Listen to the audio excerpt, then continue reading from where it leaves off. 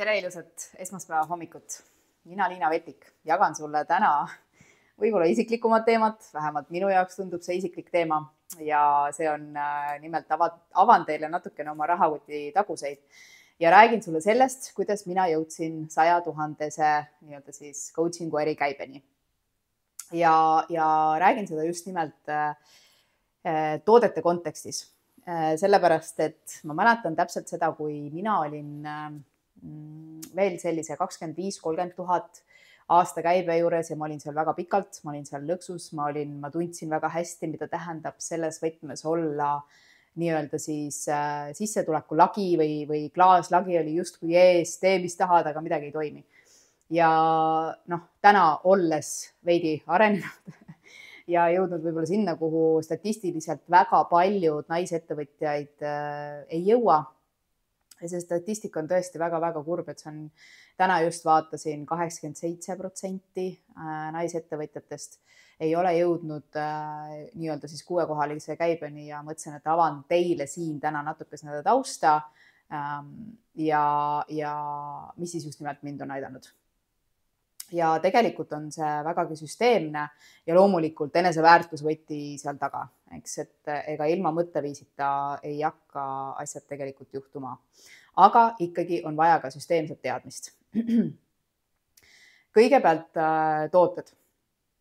Kui me oleme alguses, siis me usaldame ennast teenusepakkujana hästi-hästi vähe. Me mõtleme selliselt, et ma annan sulle ükskõik mida, kõike, mida ma tean, aga anna mulle ainult vastu.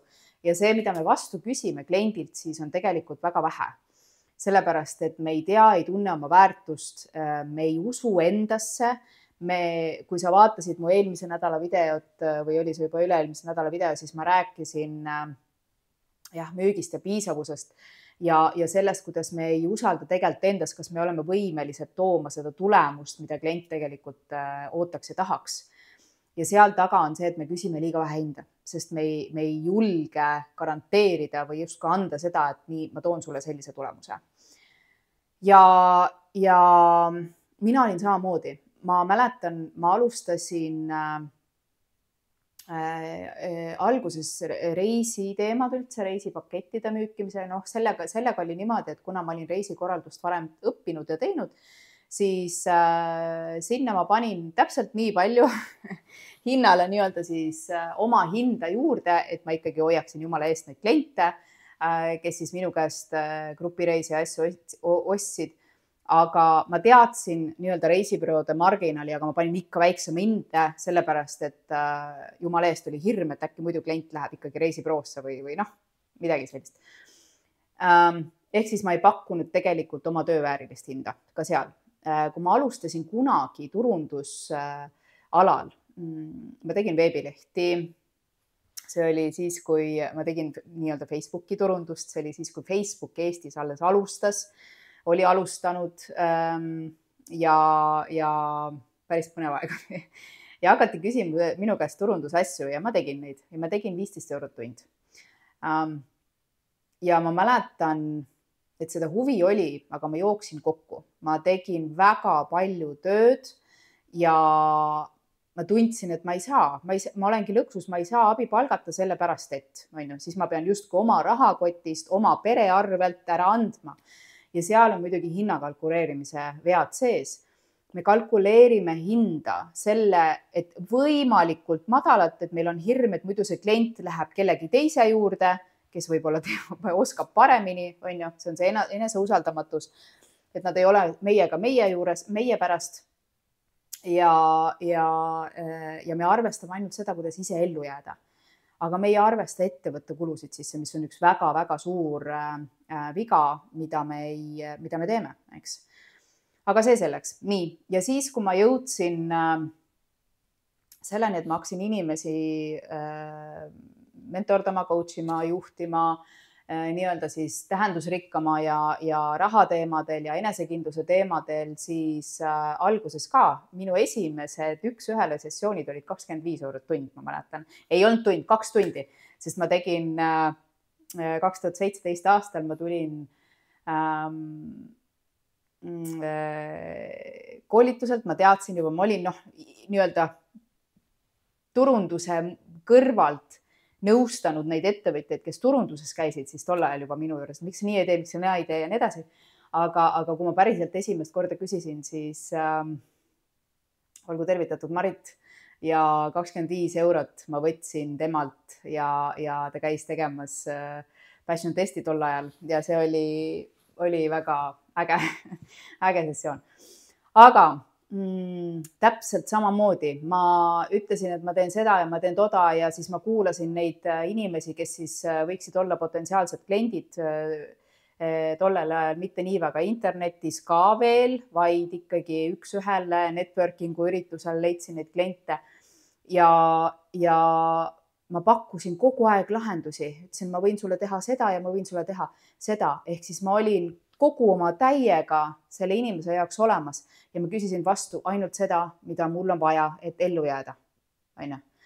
Ja täpselt samamoodi ei kalkuleerinud, ma ei mõelnud äri peale laiemalt, ma ei mõelnud selle peale, et ma ühel hetkel võib-olla assistenti abiks või keda iganes, kas või natukene abi, et kuidas ma ikkagi siis omadega toime tulen. Ma olin nii tänulik selle eest, et ma saan südamelähedast asja teha.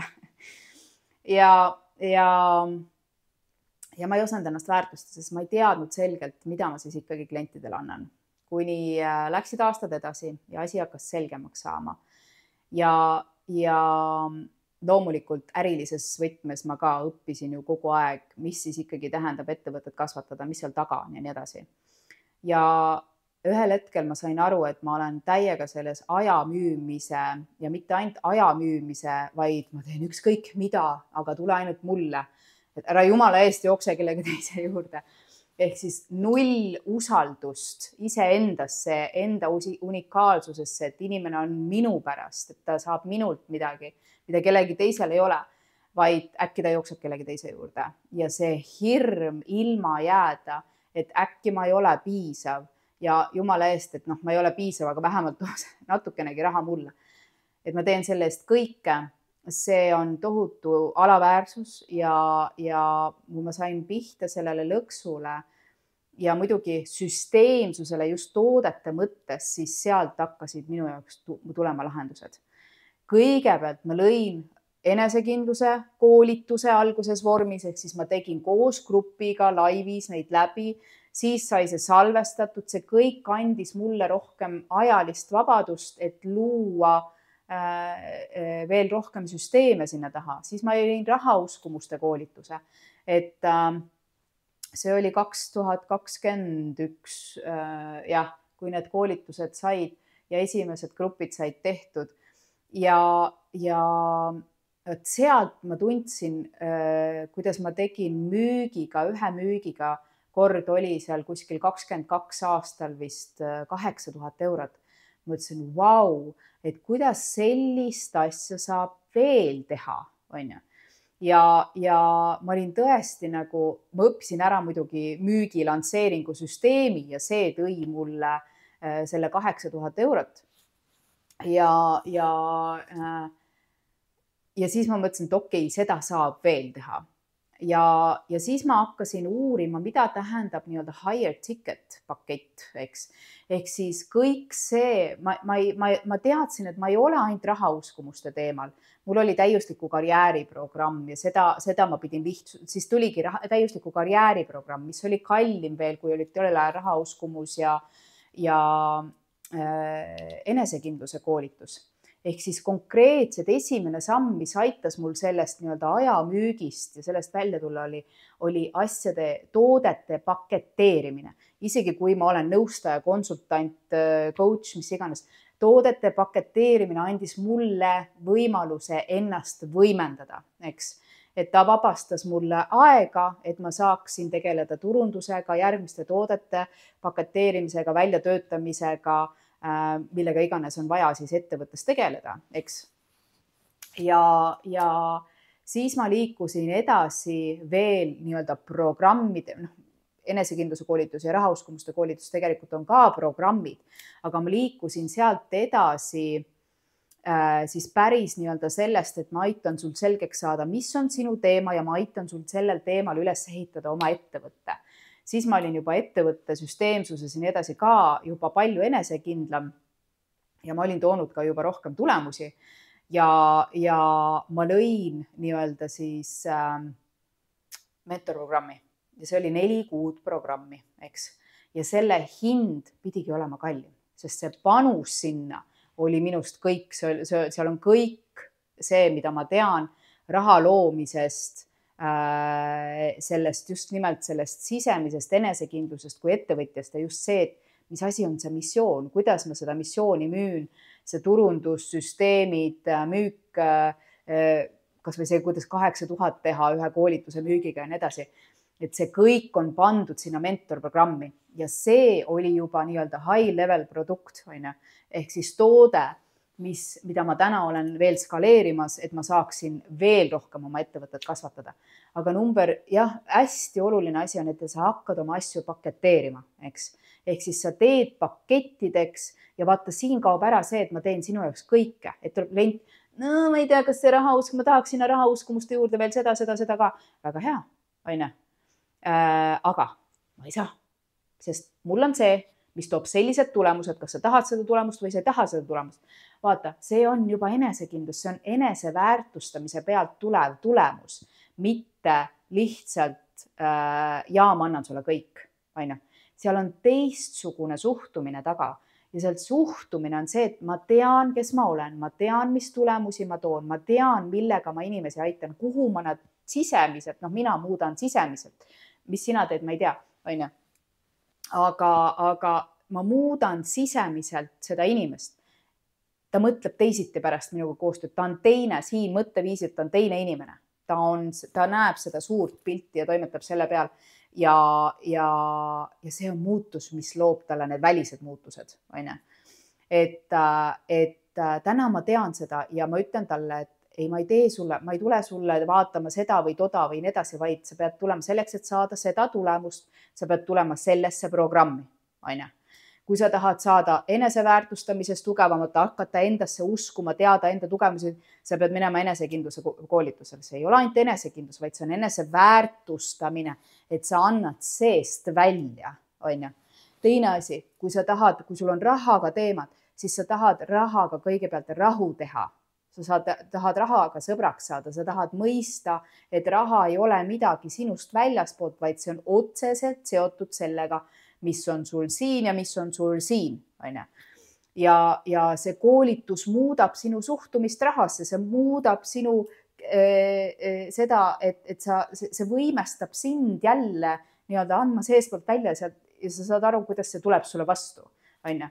Ja kolmas on siis ettevõtjale mentorprogramm, kus on võtame sind lahti, kes sa oled, miks sa oled, mis on su missioon, kuidas sa seda missiooni saad rahaks pöörata ja kuidas sinna sellele luua see toode, skaleeritav toode ja et sa saaksid ennast võimendada ja seda siis süsteemselt, teadlikult inimestele, oma inimestele, mis on su ideaalne klient, ideaalse kliendi väljatöötamine, kõik need asjad, mis on ettevõtluses absoluutselt vajalikud, et sa saad ehitada oma toimivat ettevõtet, et ühel hetkel potentsiaalselt, kui see on sinu soov, siis sealt välja ehitada. Et seda kõike ma aitan teha ja õpetan mentorprogrammis. Need on erinevad programmid. Iga programm töötab selle erineva sisemise maailmaga pluss süsteemid ja teadmised, kuidas siis midagi teha. Nii. Sinul täpselt samamoodi. Pane paketeeri ära. Ma ei tea, kui sa oled, mida sa lood, selles mõttes ettevõtted on erinevad, aga vaata, üks oluline asi, mida ma olen viimase, ma ütleks 2 aastaga õppinud, sul ei pea olema palju tooteid. Sul tegelikult piisab ainult ühest.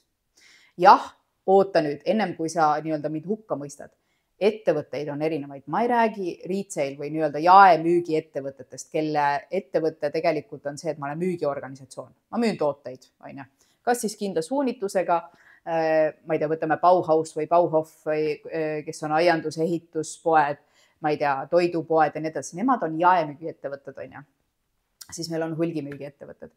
Kui sa oled naine ja sul on ilusalong, sinu toode potentsiaalselt on tõsta naise enesekindlust või siis anda talle seda relax momenti. Kas sa teed seal ühte asja, ma ei tea, soengut korda või näohoolitsusi, mis annab talle selle hea tunde. aga sa võid ka potentsiaalselt müüa ainult ühte toodet ja selles olla väga edukas, eks.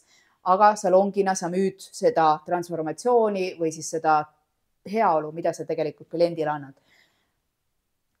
Kui sa oled looja, mingi toote või asja looja või oled sa konsultant või coach või mentor või mis iganes täna paljud on asukohavabaduse mõttes ka, siis ma soovitan sul välja töötada üks toode.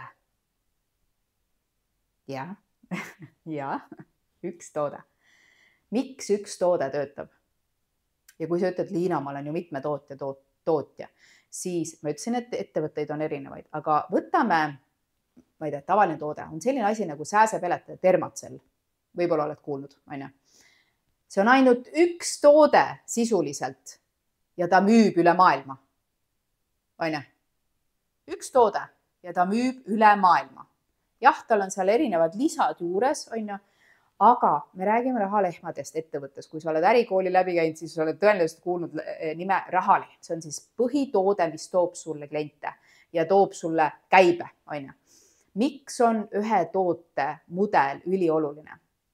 Sellepärast, et iga toode sinu ettevõttes konkureerib sinu teise tootega sinu ettevõttes. Näiteks mentorprogramm konkureerib rahauskumuste koolitusega. Miks?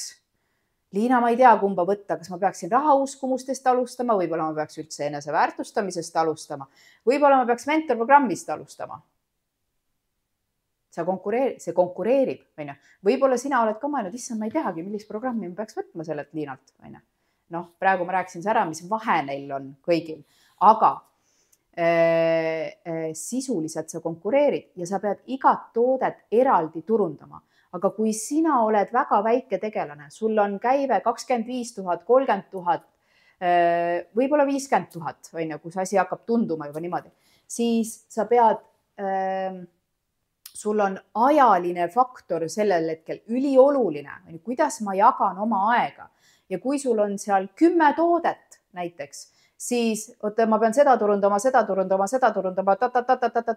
läheb lappama, sul on ühe tootega, pane talle natuke kõrgem hind, tea, mis on see transform, mis see toode annab, mis see heaolu on seal taga. Kui sa ei tea, palun konsulteeri inimesega, kes oskab teab neid asju. Sa ei müü seda, ma ei tea, sorry, et ma sellest Dermacellist, aga sa ei müü sellest Dermacellist plastmass, mingisugust kuubikut või asja. Sa müüd seda, mida see annab. See annab rahu sääskedes, see annab sulle selle kvaliteetse lõhkeõhtu seal puude all metsas. Sa saad nautida seda imelist Eesti suve, mitte sõdida. Siin on, kurat läbi ära oma tuppa, ma ei saa olla. Saad nautida olemist oma seltskonnaga, sa müüd seda, eks. Ehk siis sa müüd alati seda sihtkohta, seda ma olen ka oma videotes rääkinud. Aga sul on palju lihtsam keskenduda ühele konkreetsele, luua sellele need maandumislehed selgelt, optimeerida seda teekonda kliendile, et ta ostaks seda, kui see, et palun tule mulle, ma teen sinu jaoks ükskõik mida vaja. Ja mida rohkem mina täna olen suunanud ka või töötan vähemalt selle kallal, et minu ettevõte saaks olla rahvusvaheline. Liina Vetik bränd oleks rahvusvaheline ja et ma saaksin aidata veel rohkem inimesi üle maailma. Ma tunnen seda kutset enda sees. Ja millele ma keskendun? Mentorprogrammile. Täna ma keskendun mentorprogrammile. Ma töötan väga tõhusalt sellele, et kes on ikkagi see klient, sest rahvusvahelisel turul on see nišš, see tundmine väga-väga oluline. Kuidas ma talle neid sõnumeid edasin, kuidas ma juhendan tema, viin ta kliendi teekonnas edasi sinna, et ta tuleks ja haaraks selle mentorprogrammi, et ta usaldaks just nimelt mind, et mina olen tema jaoks see kõige õigem inimene. Ja see on see, mis toob mulle rohkem tulemusi, sest mu fookus on paigas, eks. Nii et mõtle sinu jaoks, mis sul toimub kõige paremini, mida sa tead, et toob, mis tulemust see toode või teenus toob ja paiguta sinna. Ja täna meil on imeline tööriist, meil on robot nimega AI, neid erinevaid kanaleid on juba mitmeid, ja sul on palju lihtsam välja töötada see teekonda, kui meil oli veel 2 aastat tagasi. Eks, et täna on, või isegi aasta tagasi, meil täna on sellised võimalused, mida tuleb kasutada. ja saab kasutada, see oluliselt lihtsustab jälle ja võimendab meid meie ettevõttes, nii et sul on palju lihtsam, palju kiiremini võimalik raha luua ja raha ei ole kunagi takistus. Kes on takistus? Meie ise, vaine. Nii et tuleb ainult vastu võtta. Ja kui sina oled valmis, siis mentorprogrammi uksed avan peagi novembris. Ja kui sa oled vägagi tahad intensiivsemat, siis 1-1 coachingus on ka mul endiselt üks koht olemas. Võtame kogu su teekonna lahti ja vaatame siis, mida on vaja kõigepealt teha siin, mida on vaja teha siin ja milliseid süsteeme me sinu ettevõttes saame arendada või selgemaks teha, et ka sinu jaoks hakkaksid asjad paremini jooksma. Kõike kõige paremat ja kohtume uuel nädalal uute mõtetega. Tšau, tšau!